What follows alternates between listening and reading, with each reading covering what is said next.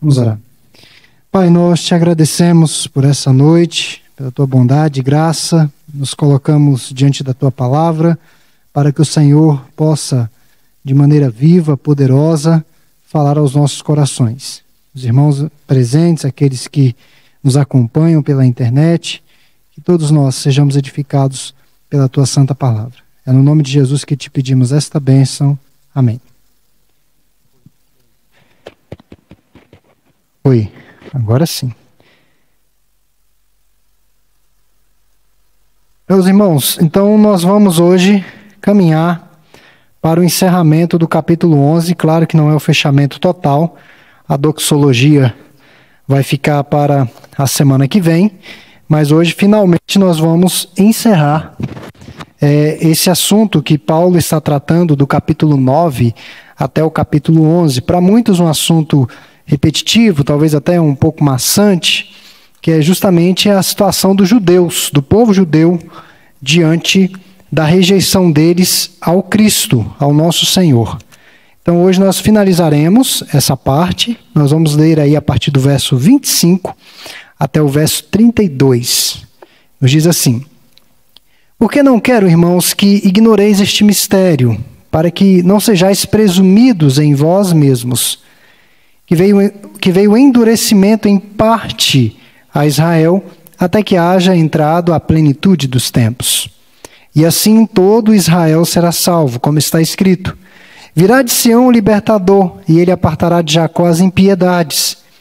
Esta é a minha aliança com eles, quando eu tirar os seus pecados. Quanto ao evangelho, são eles inimigos por vossa causa, quanto porém à eleição, amados por causa dos patriarcas. Porque os dons e a vocação de Deus são irrevogáveis.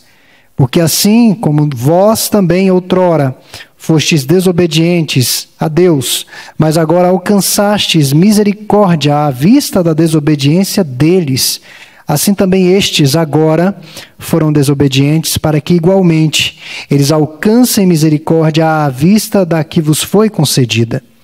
Porque Deus a todos encerrou na desobediência, a fim de usar misericórdia para com todos. Aqui é o fecho dessa sessão que Paulo vem tratando desse assunto tão delicado, tão difícil, para muitos talvez até repetitivo e talvez para a cristandade do século XXI, um assunto que não tenha tanta relevância. Mas para a cristandade da igreja primitiva tinha muita relevância. Porque nós sabemos que a igreja, como nós a conhecemos, organizada, o agrupamento de pessoas, nasce na cidade de Jerusalém, há cerca de 2000 anos atrás, ainda no ano 100. A igreja nasce, efervesce, cresce em Jerusalém e dali ela se expande para todo mundo conhecido da época. Então, os judeus tinham a sua relevância, a sua importância, não apenas porque deles era a lei, os profetas, as festas, as dietas, a aliança que Deus firmara no Antigo Testamento com o povo, mas também porque a igreja, afinal de contas, nasceu e eclodiu ali em Jerusalém. Então, neste capítulo, Paulo trata sobre o futuro de Israel nesse plano de Deus, no plano da redenção de Deus. Por que Paulo vem falando sobre a nação de Israel desde o capítulo 9? Por que ele dedica 3 capítulos para tratar sobre esse tema? Porque a epístola, como o próprio nome diz, fora escrita para a igreja em Roma. E essa igreja era integrada por uma considerável membresia de judeus convertidos ao cristianismo. E esses judeus tinham muitas perguntas em relação à prática de vida piedosa em face daquilo que eles já haviam vivido antes, os seus costumes.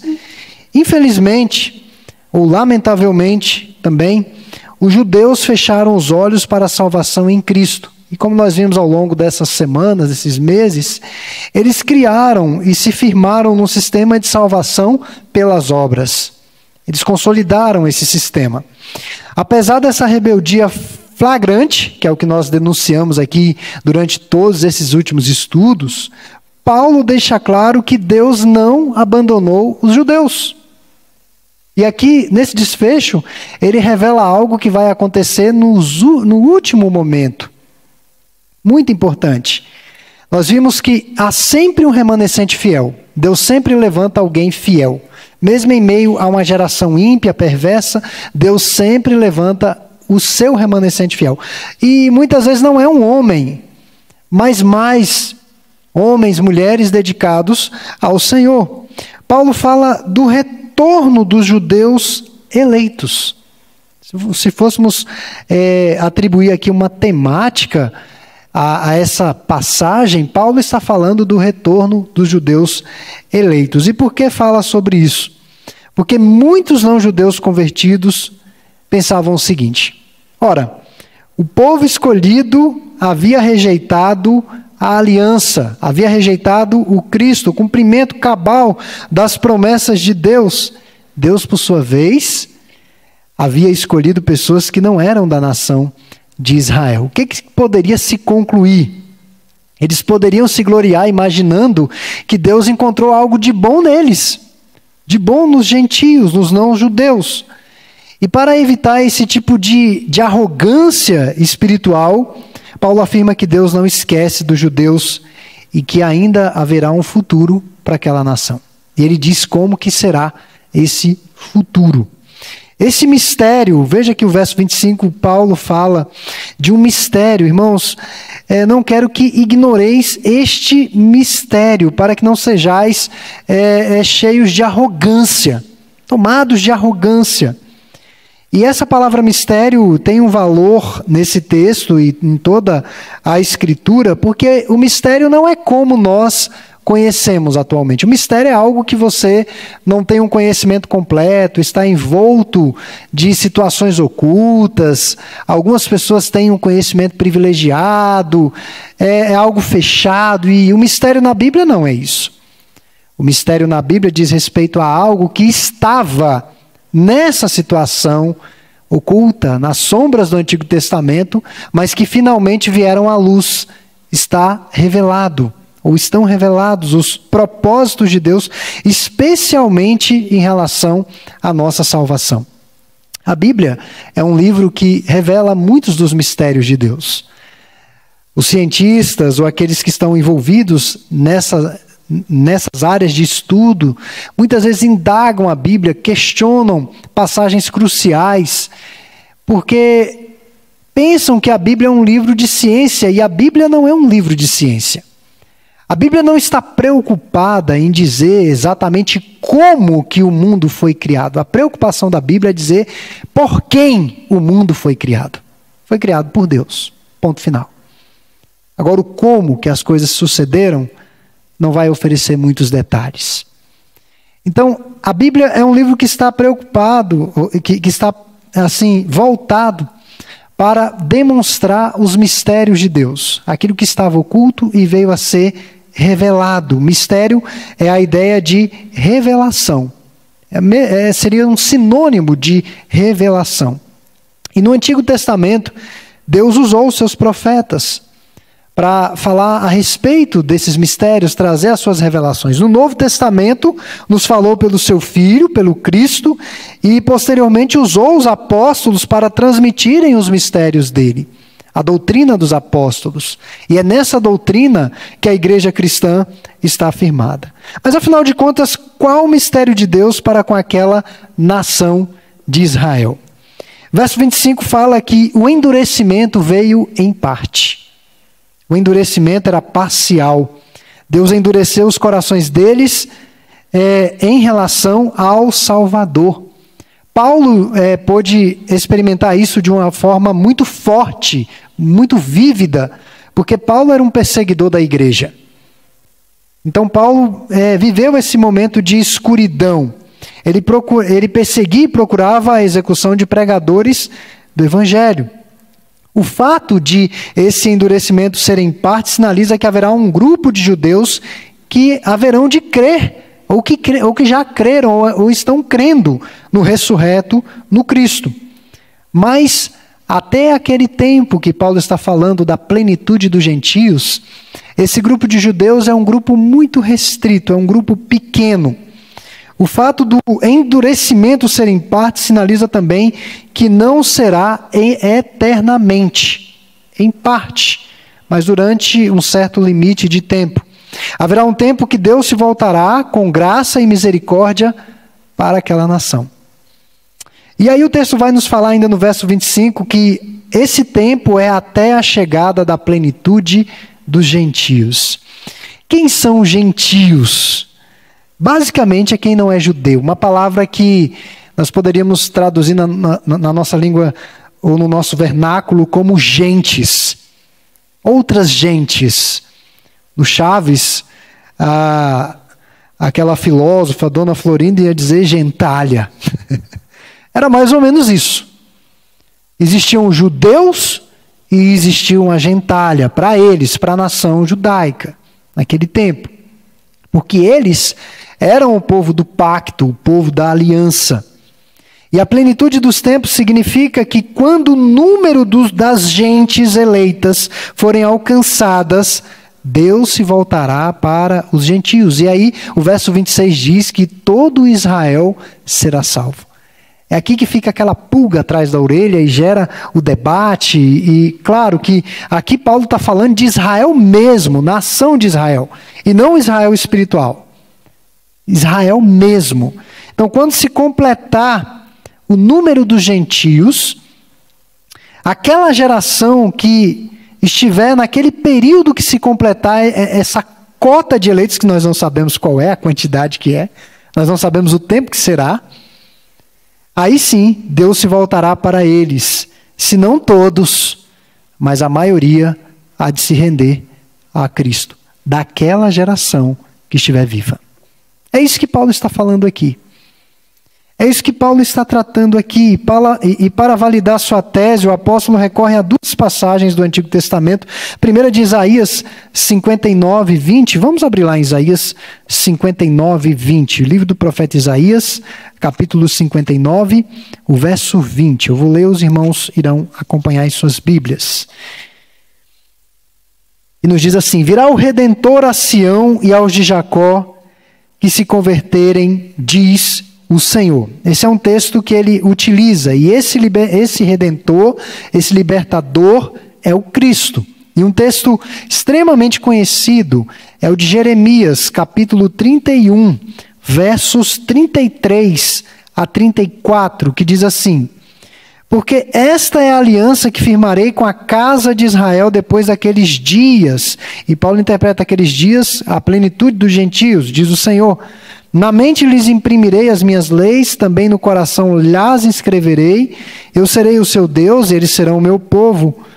Não ensinará jamais cada um ao seu próximo, nem cada um ao seu irmão, dizendo: conhece ao Senhor, porque todos me conhecerão, desde o menor até o maior deles, diz o Senhor, pois perdoarei as suas iniquidades e dos seus pecados jamais me lembrarei.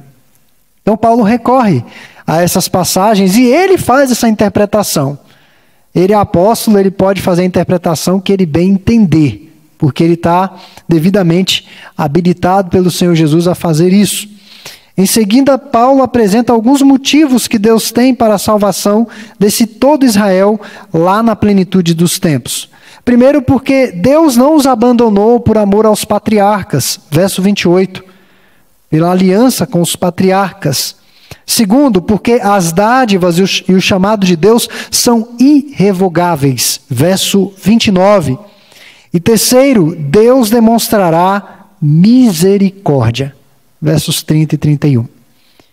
Então, irmãos, é esse o mistério que Paulo quer nos apresentar aqui.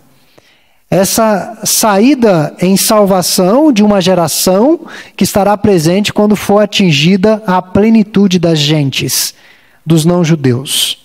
Haverá um tempo que, de fato, haverá um mover de Deus naquela nação. Mas não são todos, de todas as gerações pretéritas passadas, mas aquela geração que estiver viva. Essa é uma das melhores interpretações que temos para essa passagem. Alguns vão dizer que o Israel aqui seria o Israel espiritual. E Paulo não está falando do Israel espiritual, aqui ele está falando do Israel nação mesmo. Ok? E quais as conclusões e aplicações que nós podemos depreender essa noite para as nossas vidas? O que isso tem a ver com a igreja dos nossos dias? Bom, meus irmãos, a primeira lição que nos fica evidente, eu não digo tão evidente, mas está implícita, é que o período da revelação dos planos de Deus já se encerrou.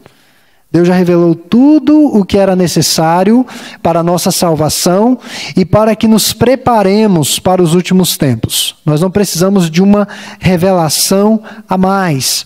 Não há novas revelações. Esse é um dos sentidos de sermos cessacionistas. Não apenas no que diz respeito a línguas, a dons espirituais ou coisas dessa natureza, mas, sobretudo, a não haver mais revelações. Deus não vai descer dos céus com capítulos inéditos dos últimos tempos. Então, nós não precisamos ficar preocupados com isso. A Bíblia já nos mostra o suficiente, eu diria até que mais do que o suficiente, para que nos preparemos para os últimos tempos. Inclusive, tem muita discussão em torno do assunto escatologia. A própria IPB não vai ter um fechamento de como se sucederá a consumação dos tempos. Tem pastores que são tribulacionistas, tem pastores que são amilenistas, mas nós não precisamos de revelações adicionais.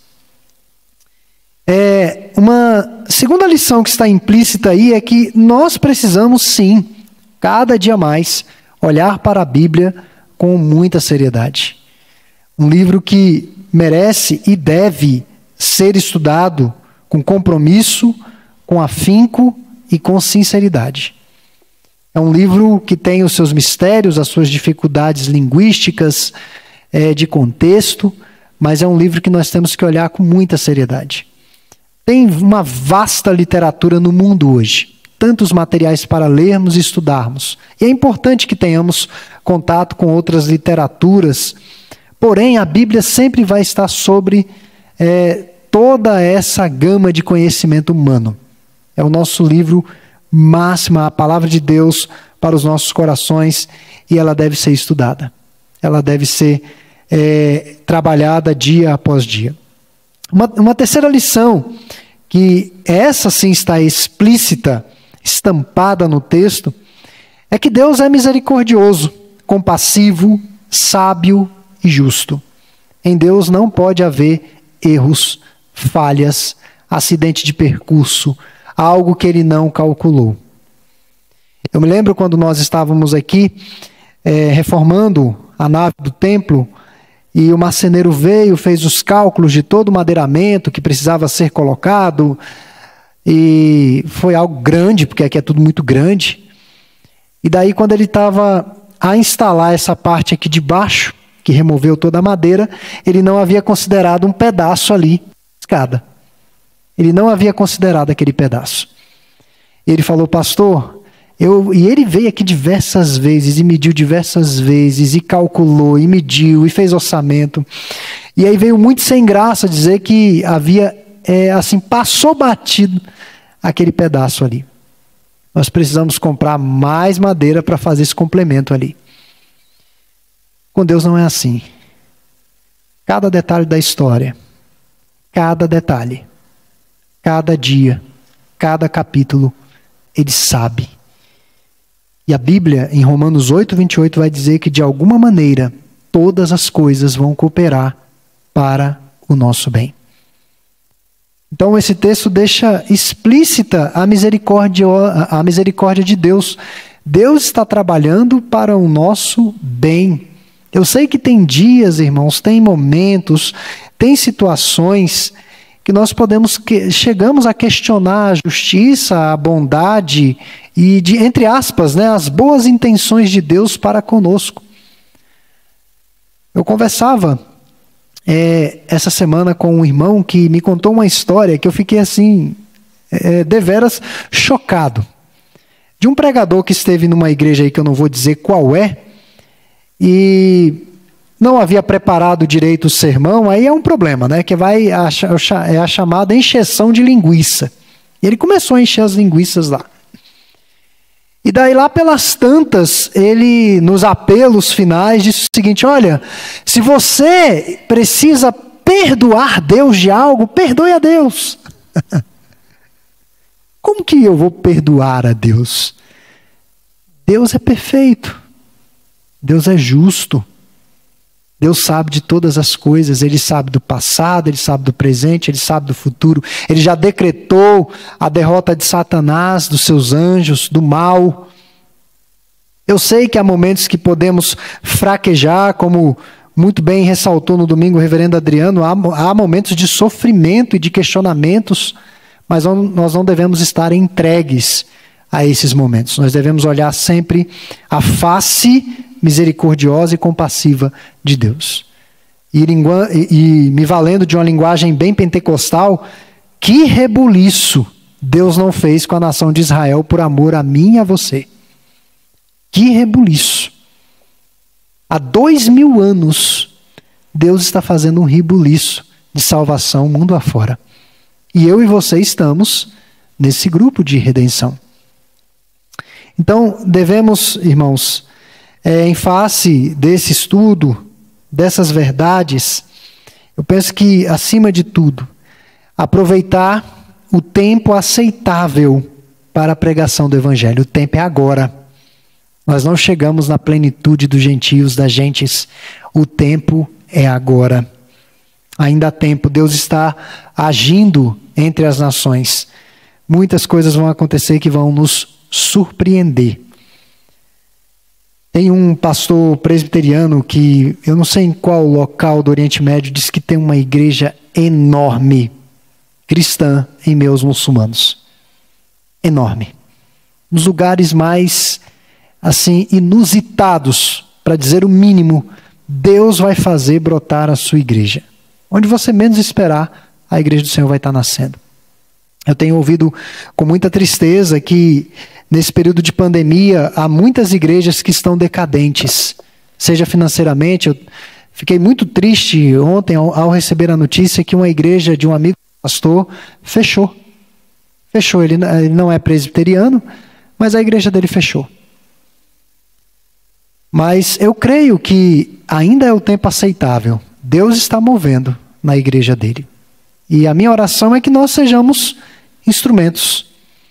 E para finalizar, recebi também uma certa preocupação a notícia de que uma irmã bem idosa contraiu a Covid e foi para o hospital. Mais de 90 anos, essa irmã. Ela não é da nossa igreja. E aí lá no hospital, e ela já há uns 15 anos diz que está pronta para ir morar com o Senhor. E ela sempre diz o seguinte: olha, eu não sei por que Deus me deixou aqui ainda. Tanta gente que eu conhecia já está com o Senhor e eu estou aqui. Eu estou só esperando Ele me chamar. E essa irmã, Covid, estava no hospital, e lá no hospital ela está falando do Evangelho para os enfermeiros e para os médicos. Ela não perde tempo. Ainda é o tempo aceitável do Senhor.